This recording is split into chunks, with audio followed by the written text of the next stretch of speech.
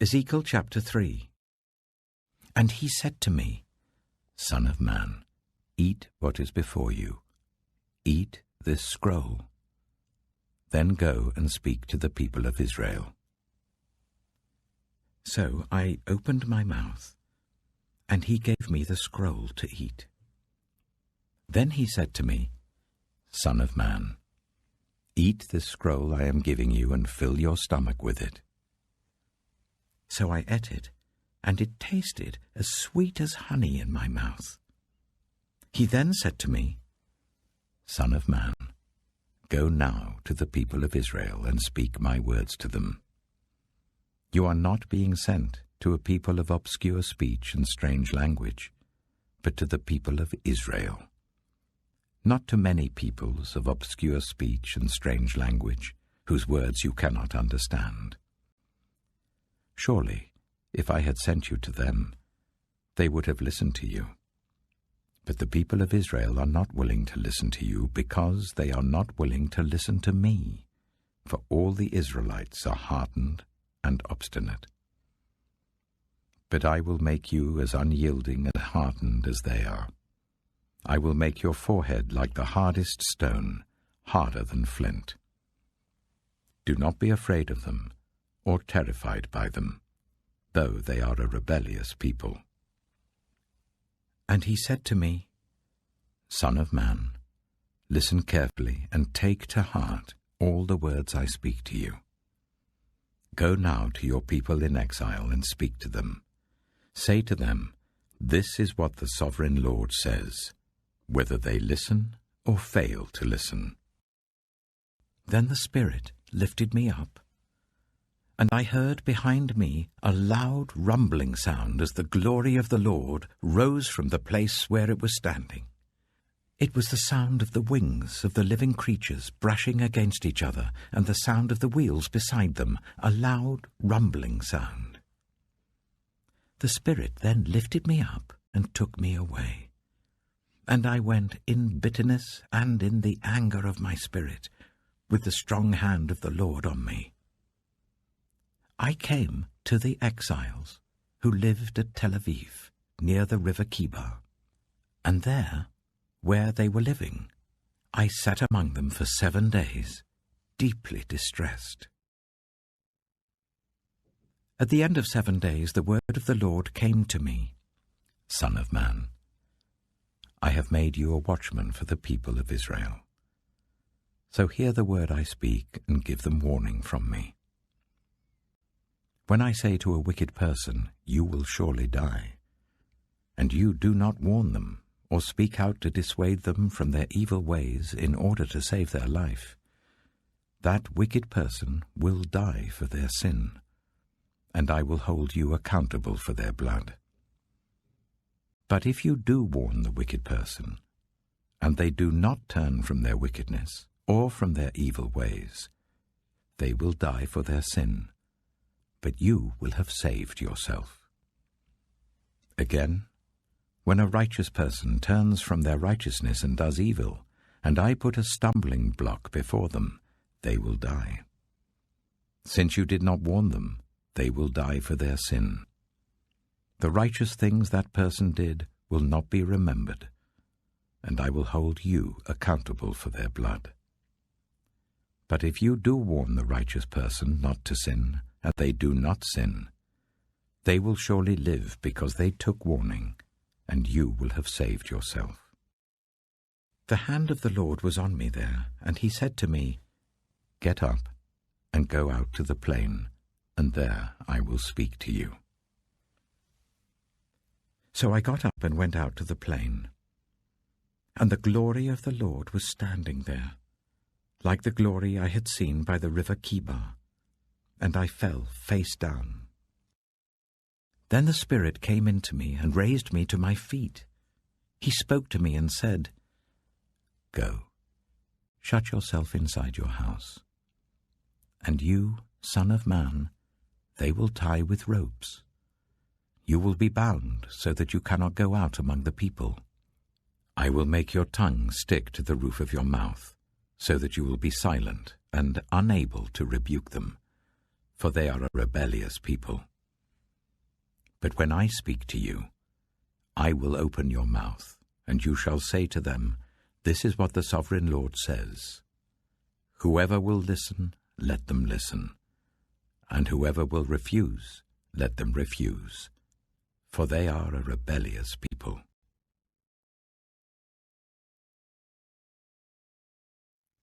Ezekiel chapter 4. Now, Son of man, take a block of clay, put it in front of you, and draw the city of Jerusalem on it. Then lay siege to it. Erect siege works against it, build a ramp up to it, set up camps against it, and put battering rams around it. Then take an iron pan, place it as an iron wall between you and the city, and turn your face towards it. It will be under siege, and you shall besiege it. This will be a sign to the people of Israel. Then lie on your left side, and put the sin of the people of Israel upon yourself. You are to bear their sin for the number of days you lie on your side. I have assigned you the same number of days as the years of their sin. So for 390 days you will bear the sin of the people of Israel. After you have finished this, lie down again, this time on your right side, and bear the sin of the people of Judah. I have assigned you 40 days, a day for each year. Turn your face towards the siege of Jerusalem, and with bared arm prophesy against her. I will tie you up with ropes, so that you cannot turn from one side to the other, until you have finished the days of your siege. Take wheat and barley, beans and lentils, millet and spelt. Put them in a storage jar, and use them to make bread for yourself. You are to eat it during the 390 days you lie on your side. Weigh out 20 shekels of food to eat each day, and eat it at set times. Also, measure out 1/6 of a hin of water, and drink it at set times. Eat the food as you would a loaf of barley bread. Bake it in the sight of the people, using human excrement for fuel. The Lord said, In this way the people of Israel will eat defiled food among the nations where I will drive them. Then I said, Not so, Sovereign Lord. I have never defiled myself. From my youth until now I have never eaten anything found dead or torn by wild animals.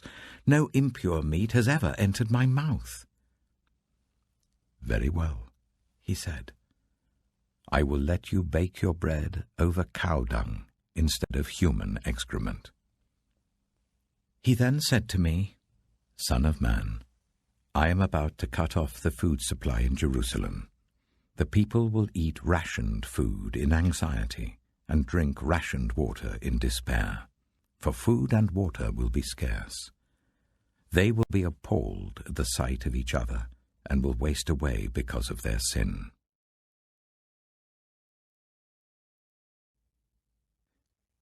Peter chapter 4. Therefore, since Christ suffered in his body, arm yourselves also with the same attitude, because whoever suffers in the body has finished with sin.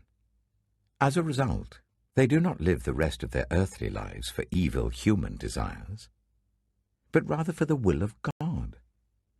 For you have spent enough time in the past doing what pagans choose to do, living in debauchery, lust, drunkenness, orgies, carousing, and detestable idolatry. They are surprised that you do not join them in their reckless, wild living, and they heap abuse on you. But they will have to give an account to him who is ready to judge the living and the dead.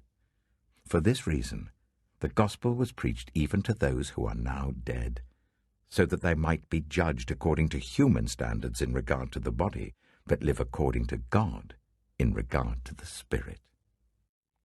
The end of things is near. Therefore be alert and of sober mind, so that you may pray. Above all, love each other deeply, because love covers over a multitude of sins. Offer hospitality to one another without grumbling. Each of you should use whatever gift you have received to serve others, as faithful stewards of God's grace in its various forms. If anyone speaks, they should do so as one who speaks the very words of God. If anyone serves, they should do so with the strength God provides, so that in all things God may be praised through Jesus Christ. To him be the glory and the power for ever and ever. Amen. Dear friends, do not be surprised at the fiery ordeal that has come on you to test you, as though something strange were happening to you. But rejoice, inasmuch as you participate in the sufferings of Christ, so that you may be overjoyed when his glory is revealed. If you are insulted because of the name of Christ, you are blessed, for the Spirit of glory and of God rests on you. If you suffer, it should not be as a murderer or thief or any other kind of criminal, or even as a meddler. However, if you suffer as a Christian, do not be ashamed, but praise God that you bear that name. For it is time for judgment to begin with God's household, and if it begins with us, what will the outcome be for those who do not obey the gospel of God? And if it is hard for the righteous to be saved, what will become of the ungodly and the sinner? So then, those who suffer according to God's will should commit themselves to their faithful Creator and continue to do good.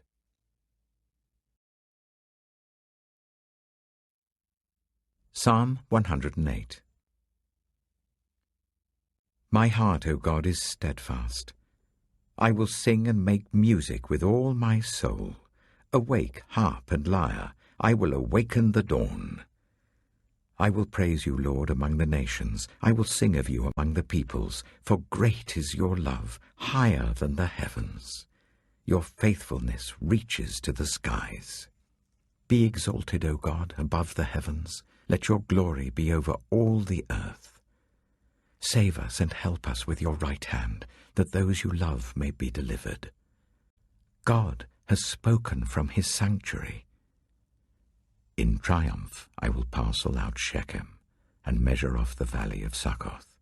Gilead is mine, Manasseh is mine, Ephraim is my helmet, Judah is my scepter, Moab is my wash basin, on Edom I toss my sandal, over Philistia I shout in triumph. Who will bring me to the fortified city? Who will lead me to Edom? Is it not you, God, who have rejected us and no longer go out with our armies? Give us aid against the enemy, for human help is worthless. With God we will gain the victory, and he will trample down our enemies. Proverbs chapter 26. Like snow in summer or rain in harvest, honor is not fitting for a fool. Like a fluttering sparrow or a darting swallow, an undeserved curse does not come to rest. A whip for the horse, a bridle for the donkey, and a rod for the backs of fools. Do not answer a fool according to his folly, or you yourself will be just like him. Answer a fool according to his folly, or he will be wise in his own eyes. Sending a message by the hands of a fool is like cutting off one's feet or drinking poison. Like the useless legs of one who is lame is a proverb in the mouth of a fool. Like tying a stone in a sling is the giving of honor to a fool. Like a thorn bush in a drunkard's hand is a proverb in the mouth of a fool. Like an archer who wounds at random is one who hires a fool or any passer-by. As a dog returns to its vomit, so fools repeat their folly. Do you see a person wise in their own eyes?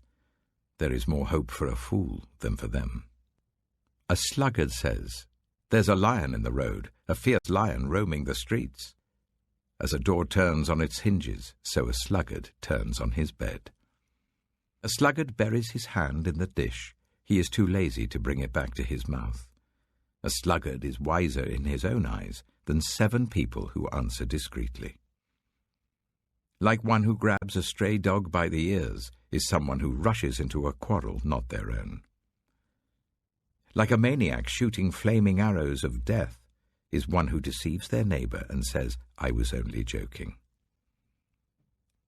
Without wood, a fire goes out. Without gossip, a quarrel dies down. As charcoal to embers, and as wood to fire, so is a quarrelsome person for kindling strife. The words of a gossip are like choice morsels. They go down to the inmost parts. Like a coating of silver dross on earthenware are fervent lips with an evil heart. Enemies disguise themselves with their lips, but in their hearts they harbor deceit. Though their speech is charming, do not believe them, for 7 abominations fill their hearts. Their malice may be concealed by deception, but their wickedness will be exposed in the assembly. Whoever digs a pit will fall into it. If someone rolls a stone, it will roll back on them. A lying tongue hates those it hurts, and a flattering mouth works ruin.